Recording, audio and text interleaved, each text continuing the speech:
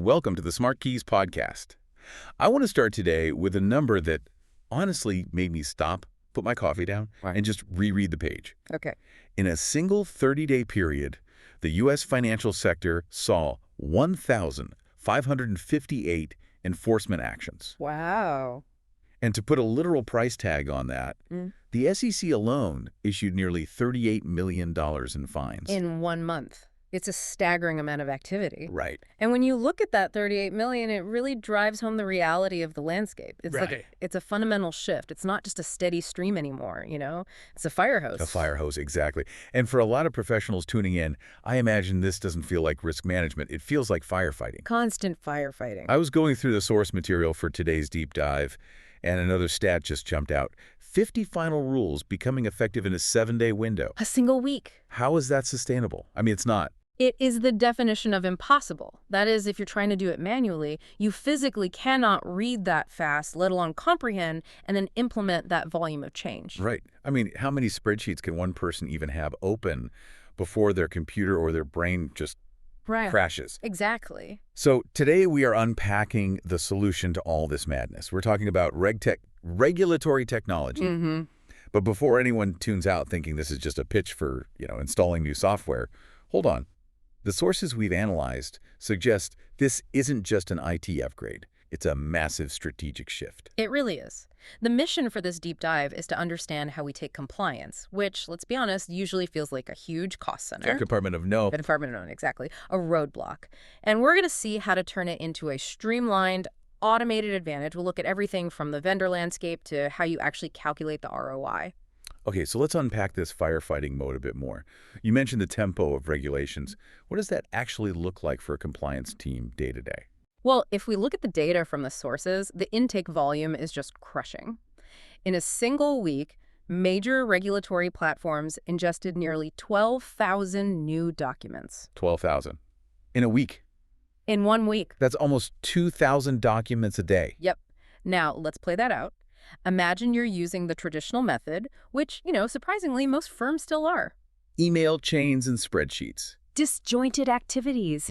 Email chains forwarded 3 times, a shared drive that's a mess, and that infamous spreadsheet that 3 different people are editing at once. You have highly paid humans trying to read and classify 12,000 documents manually. It just creates this massive risk of the status quo. You're just treading water, not actually getting anywhere. That's it. Things get missed, context gets lost in an email thread, and suddenly you aren't just missing a memo, you are becoming one of those enforcement statistics we started with. So the manual approach is basically a liability at this point. It is. It's a recipe for failure. Okay, so the shift here is toward automated monitoring. How does that fundamentally change the game? The core shift is moving from humans reading every single rule to machines handling the intake. So instead of someone scanning the Federal Register every morning, praying they don't miss something. With a big cup of coffee. Right. You have algorithms classifying documents, extracting obligations.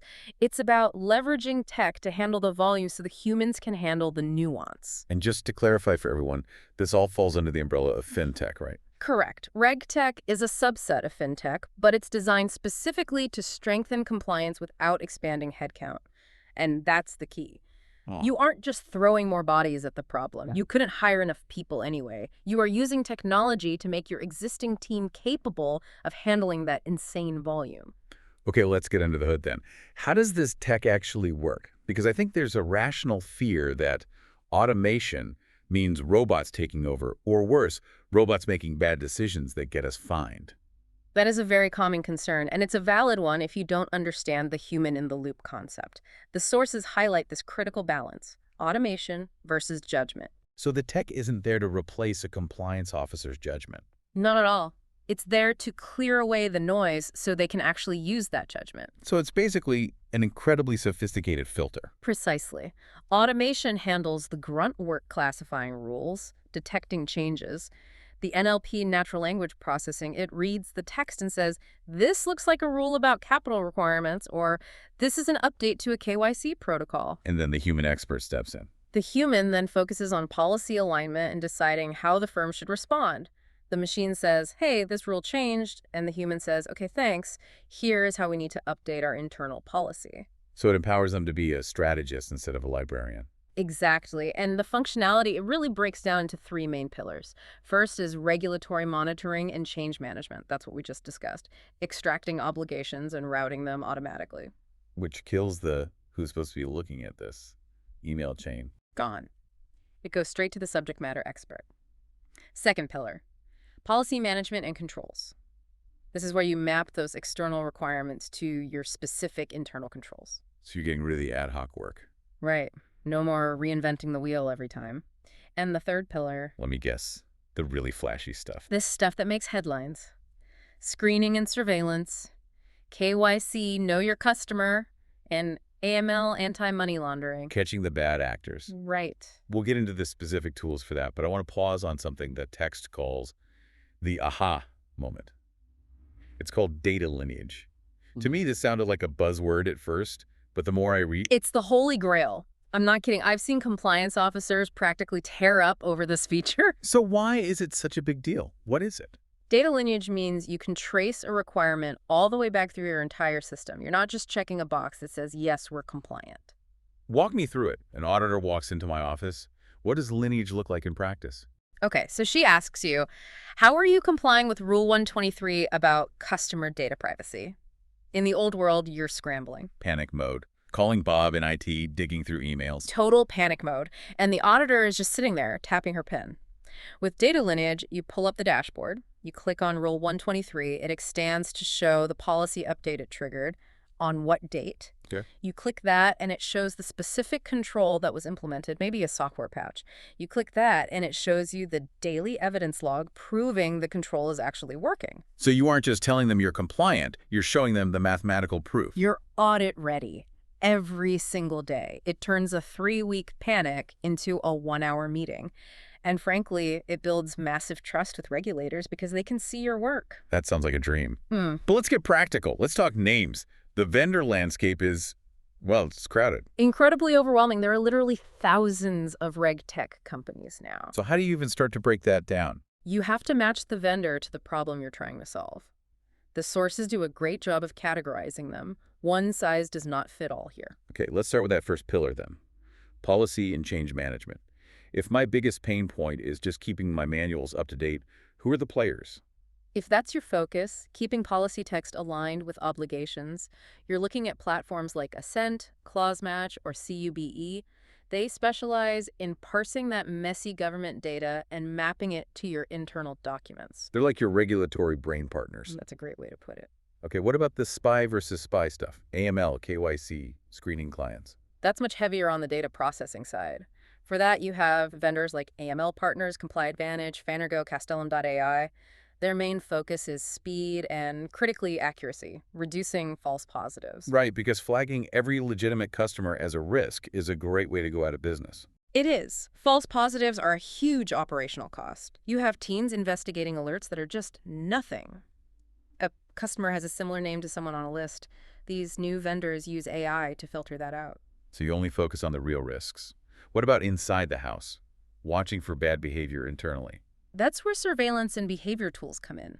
Companies like Behavivox and Darktrace, they use AI to detect anomalies. They aren't just looking for keywords like fraud, they're looking for patterns. Patterns like what? Like a trader suddenly communicating on an unmonitored channel. Or a big change in their communication sentiment, getting really aggressive or secretive.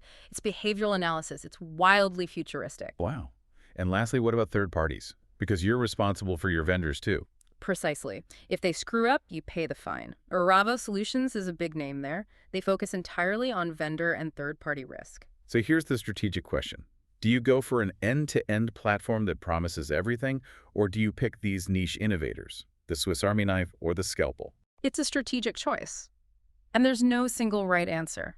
An end-to-end platform simplifies your IT stack one login, one contract. That's valuable. All right. But a niche innovator might have a vastly superior algorithm for one specific problem. If you're a crypto firm, you need a specialized tool for blockchain monitoring that a generalist platform just can't match. It's like buying a high-end stereo system. You can get the all-in-one box, or you can buy the separate components. That's a great analogy. The separates sound better, but the wiring is a nightmare. And that wiring is the perfect lead-in to implementation, the plumbing. Yes, because you can buy the best tech in the world, but if you don't integrate it properly, it's useless. The guide talks a lot about APIs and data connectors. Yeah. Why is this so critical for the user experience? Because, and I cannot stress this enough, nobody wants another login. Amen to that. If you force your teams to log into a separate compliance portal, they just won't do it, or they'll do it late. Friction is the enemy of compliance. The goal is to push updates to where people actually work. If I'm in Slack or Salesforce, the compliance task should appear there. So it's frictionless compliance. That's the dream. They check a box in their native environment, and the RegTech platform just sucks that data back in for the record. Okay, so I'm a leader listening to this. I'm sold. What's the roadmap? Do I just flip a switch? Please don't. That's a recipe for disaster. Uh, The guide outlines a really practical 3-step approach. Step 1, RFI or RFP. Score your vendors. Be very picky. Don't get dazzled by the dashboard. Exactly. Step 2, pilot. Do not go big immediately. Pick one high-value process like KYC screening and pilot that. Prove it works. Test the water. And step 3. Data quality. This is the hill I will die on. Clean, traceable data makes AI interpretations defensible. If you feed garbage data into these systems, you will get garbage risk assessment. Garbage in, garbage out. And part of that is governance. We talked about human in the loop. This isn't just a nice to have, is it? It is vital. You cannot say to a regulator, the AI denied this loan, sorry, we don't know why. You need review steps. You need to be able to explain why the machine made a decision. It's called explainability. The black box can't be an excuse. Never. So let's talk about the bottom line, the ROI. How do you convince the CFO this isn't just another cost center? You have to frame it correctly. You have to look at opportunity cost. Think about your product teams. If they get faster approvals on compliance checks, that means faster time to market. That's huge. If I can launch a product 2 weeks earlier than my competitor, that's real revenue. That's market share. Exactly. It turns compliance from a brake pedal into a steering wheel. And for executives, it's about day one visibility. Instead of waiting for a quarterly report, you see a risk on a dashboard the moment it happens. So you can fix it before it becomes a $38 million fine. Precisely. And the guide lists some specific metrics to track. Reduced cycle time, error reduction from fewer manual mistakes, and, of course, enforcement risk mitigation. Which pays for the system right there. Plus, there are explicit savings, right? Absolutely. Retiring legacy tools you no longer need. And the headcount hours. If your senior people are spending 20% of their time copy-pasting data, and you reduce that to 0, you've just gained 20% more brain power. For free. It's about leveraging talent for thinking, not typing. You hired them for their brains, not their spreadsheet skills. As we look to the future, the guide talks about shifting from periodic checks to continuous monitoring. That feels like the ultimate destination here. It is the final vision. The old world was, it's the end of the quarter, let's stop and check if we're compliant. The new world is, it's 10 a.m. on a Tuesday, are we compliant right now? And if the answer is no, you know immediately. And you fix it immediately. Compliance isn't a separate hurdle. It's the guardrails on the highway that let you move fast without crashing. Frictionless. I love that image. Guardrails, not roadblocks. It's the only way to handle the volume. When you have 1,500 enforcement actions a month, you have to be watching all the time. It really puts into perspective that the biggest risk might not be the next rule coming out. No, the biggest risk isn't the regulation itself. The biggest risk is failing to modernize the tools you use to manage it. If you're trying to fight a digital war with analog weapons, you're going to lose. That is a powerful thought to leave us with. Our toolkits need to match the reality we're in. It's about staying competitive. Absolutely. The tools are there. The roadmap is there. It's just about making that shift. Well, thank you so much for breaking all this down. Yeah. It's a dense topic, but when you frame it as empowering people to do better work, it gets pretty exciting. It was a pleasure. It's a fascinating field. And to our listeners, thank you for tuning in to the SmartKeys podcast. If you found this deep dive helpful, please subscribe. We're constantly exploring the future of work, and you don't want to miss what's coming next. And if you want to see the charts, the vendor lists, all the deep details, check the show notes. Yes, the full article, RegTech Solutions, Streamlining Compliance with Automation and Analytics, is linked right there. Go give it a read. Until next time, keep learning and stay efficient. Goodbye, everyone.